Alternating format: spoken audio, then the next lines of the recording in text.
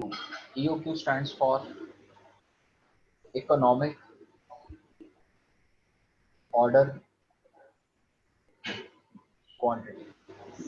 अब ये टॉपिक हमारे पास क्या है, इसकी छोटी सी बेसिक्स पहले 1-2 मिनट की हम कैरी करते हैं, फिर मैं इसके मेन फॉर्मूलाज की तरफ मूव करता हूँ। हम लोगों ने अपनी रूटीन लाइफ में एक फिनोमिना डिस्कस सुना और देखा कि अगर हम कोई चीज़ बल्क में परचेज करते हैं तो वो चीज़ हमारे कम कॉस्ट करती है, मतलब उसकी कॉस्ट कम होती है, हमें चीज़ सस्ती मिलती है। लेकिन क्वेश्चन यहाँ पर ये आता है कि बल्क में कितनी बल्क परचेज करें।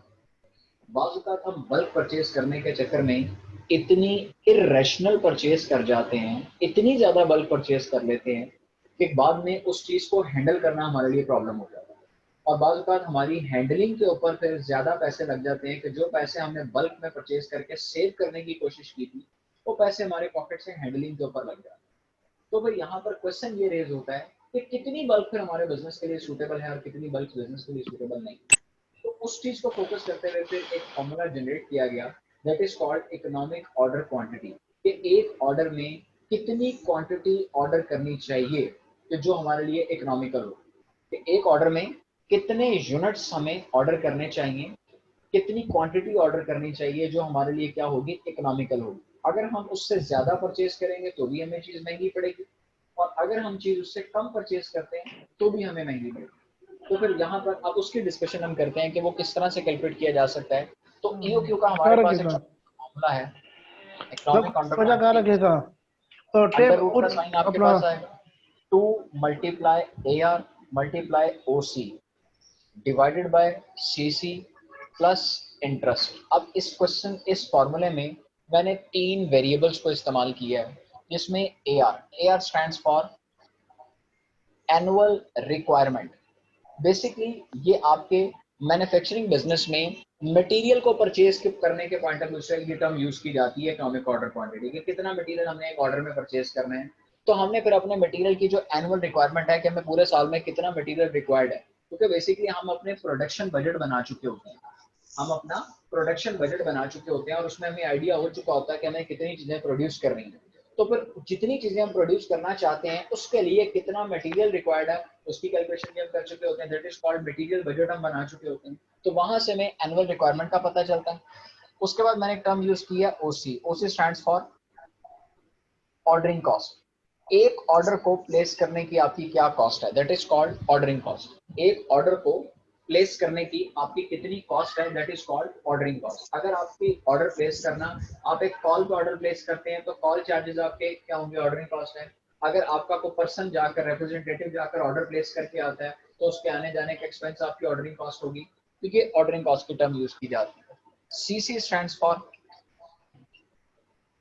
कैरिंग कॉस्ट, या इसका दूसरा नाम हैंडलिंग कॉस्ट, या इसका तीसरा नाम स्टोरेज कॉस्ट का नाम भी इसको दिया जाता है। यानी कि वो कॉस्ट एज्यूम करते हैं कि एक यूनिट जो आपके बिजनेस में, आप मटेरियल का कोई भी यूनिट, अगर आप कपड़े का काम करते हैं तो 1 मीटर कपड़ा आपका 1 यूनिट है। अगर आप शूज की बात करते हैं तो एक पेयर शूज आपका जो है वो 1 यूनिट है। तो आपका 1 यूनिट अगर आप उसको पूरा साल अपने पास कैरी करें तो उसको पूरा साल कैरी करने में आपके कितने पैसे लगेंगे, वो आपके लिए कैरिंग कॉस्ट या आपके लिए हैंडलिंग कॉस्ट, इसको क्या कहते हैं, स्टोरेज कॉस्ट कहते हैं। नॉर्मली ये कॉस्ट आपको परसेंटेज फॉर्म में दी जाती है, and this percentage will be applicable on per unit cost. यानी कि आपको क्वेश्चन में कहा जाएगा कि आपकी जो कैरिंग कॉस्ट है दैट इज 20%। अब 20% ऑफ व्हाट, किसका, उसकी पर यूनिट कॉस्ट का, कि जिस यूनिट को आपने कैरी करना है उसी की कॉस्ट का 20% आपकी कैरिंग कॉस्ट क्लियर होगी। और इसमें अगली मैंने टर्म यूज की है इंटरेस्ट की। तो इंटरेस्ट भी जो है वो भी आपका एप्लीकेबल होगा किसके ऊपर, पर यूनिट कॉस्ट। यानी कि इंटरेस्ट की परसेंटेज आपको दी जाती है, लाइक 3% कह दिया जाता है, 6%, 10%, whatever the percentage of interest, and that percentage will also be applicable on interest per unit cost। तो ये हमारे पास एक फॉर्मूला मैक्सिमम डिस्कस होता है इकोनॉमिक ऑर्डर क्वांटिटी के अंदर रहते हुए। क्लियर होगी बात जी। अब इस EOQ के टॉपिक के अंदर एक आपके पास और फॉर्मूला आता है, that is called number of orders.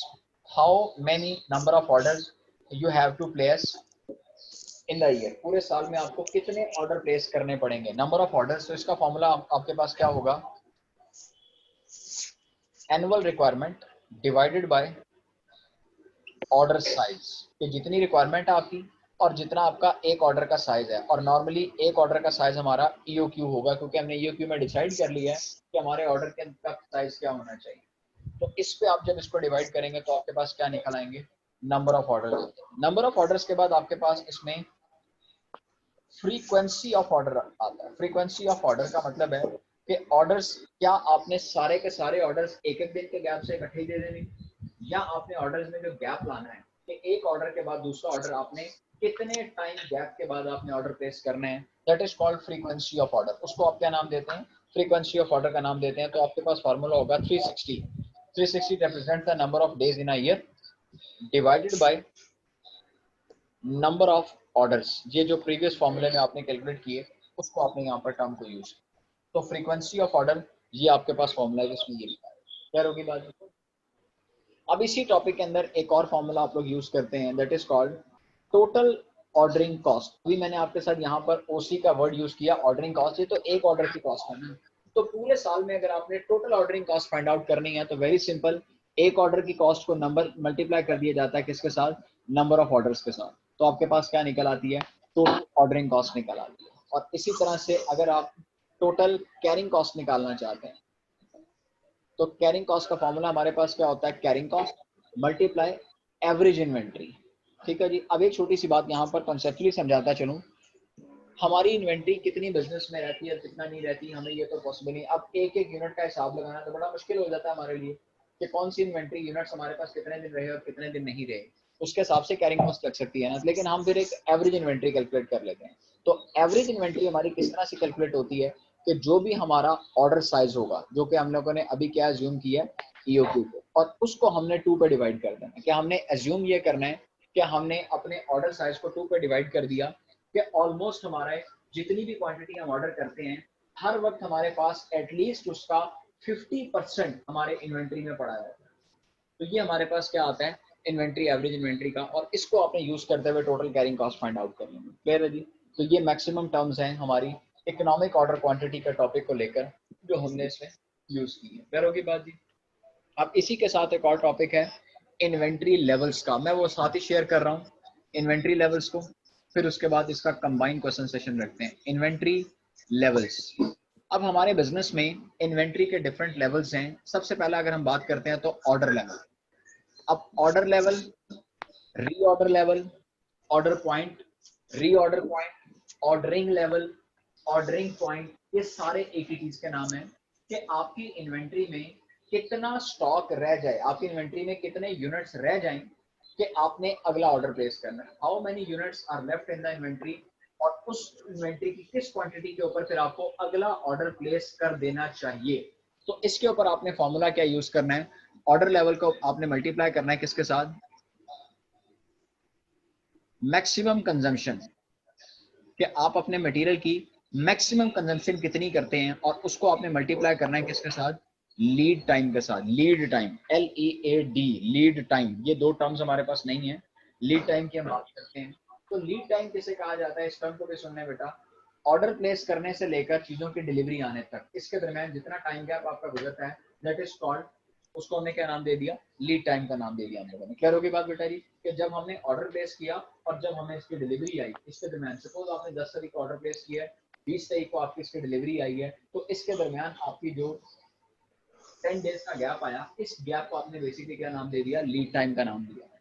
अब एक छोटी सी बात आपको यहाँ बताता चलो, ये जो मैक्सिमम कंजम्पशन है, ये कंजम्पशन की जो मेजरमेंट होती है, मैक्सिमम कंजम्पशन क्या पूरे साल की कंजम्पशन, पूरे मंथ की कंजम्पशन, या पूरे वीक की कंजम्पशन, या डेज की कंजम्पशन, या एक दिन की कंजम्पशन।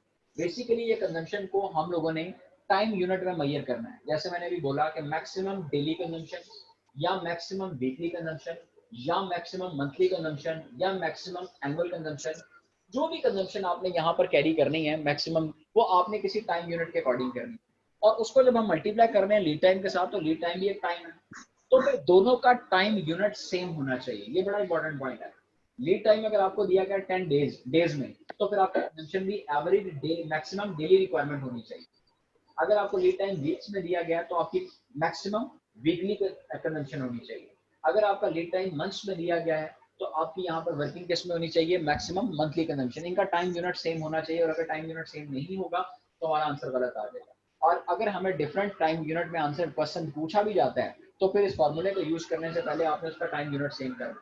टाइम यूनिट में आपके लिए कोई इसके ऊपर कंपल्शन नहीं है कि आपको किस में जाना है, जिस मर्जी टाइम यूनिट को आप लोग इसमें फॉलो कर सकते हैं। बेशक दोनों को डेज में ले जाए, दोनों को मंथ्स में ले जाए, दोनों को वीक्स में ले जाए, what ever the time unit आप इसमें इस्तेमाल कर सकते हैं। ये हमारे पास कौन सा आता है जी, ऑर्डर लेवल आ गया इसका फॉर्मूला। अब ऑर्डर लेवल के बाद हमारे पास अगला एक फॉर्मूला है मैक्सिमम लेवल का मतलब। मैक्सिमम लेवल का मतलब हमारे पास क्या है कि हमारी इन्वेंट्री में मैक्सिमम कहां तक इन्वेंट्री चली जाए तो उस लेवल पे जाकर हमने अपनी अगली परचेजिंग रोक देनी है।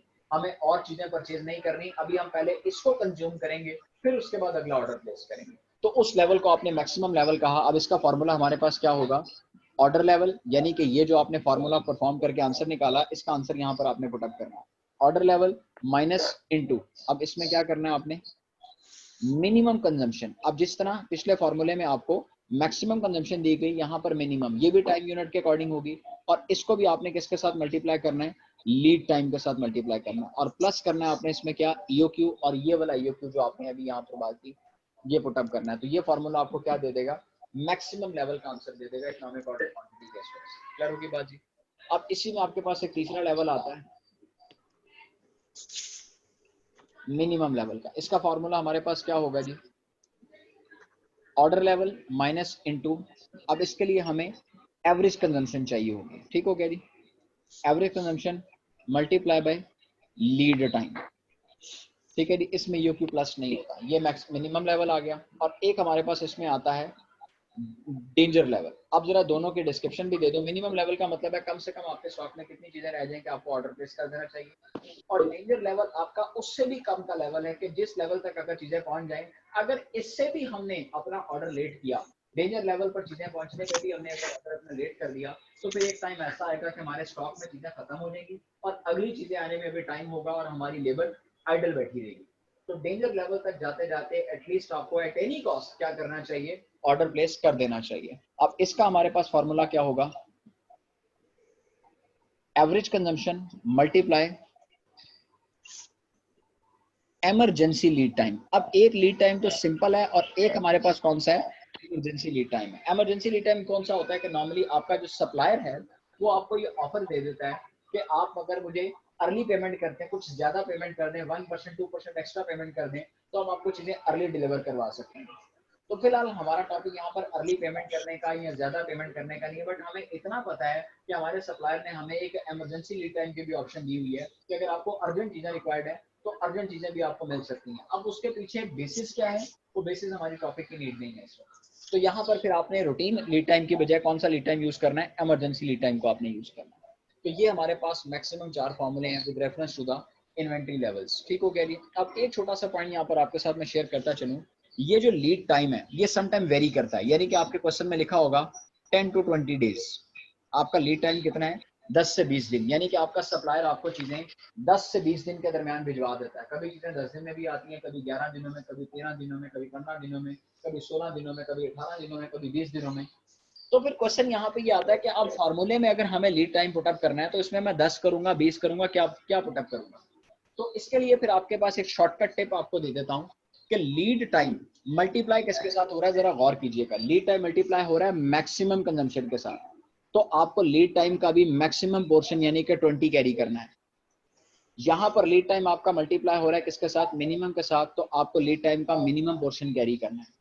और यहाँ पर लीड टाइम आपका मल्टीप्लाई हो रहा है एवरेज कंजम्पशन, तो आपको लीड टाइम की भी एवरेज निकालनी है। अब एवरेज 10 और 20 की कैसे निकलती है, 10 + 20 डिवाइडेड बाय 2, ये 15 आ जाएगी आपके पास। तो फिर लीड टाइम आपने क्या फॉलो करना है, 15 का। अगर तो लीड टाइम आपको एग्जैक्ट एक ही फिगर में दिया है, लाइक एग्जैक्ट लिखा हुआ है 15 डेज, तो फिर इट्स ओके फाइन, आपको उसी को वेरी करना है। लेकिन अगर आपका लीड टाइम वेरी करता है तो अकॉर्डिंग टू द फॉर्मूला के तो आपका लीड टाइम मल्टीप्लाई किसके साथ हो रहा है उसके अकॉर्डिंग आपने लीड टाइम को पिकअप करना है।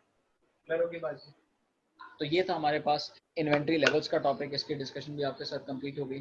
अब आइए इस पे क्वेश्चन सेशन कैरी करते हैं आपने, और if you have any question please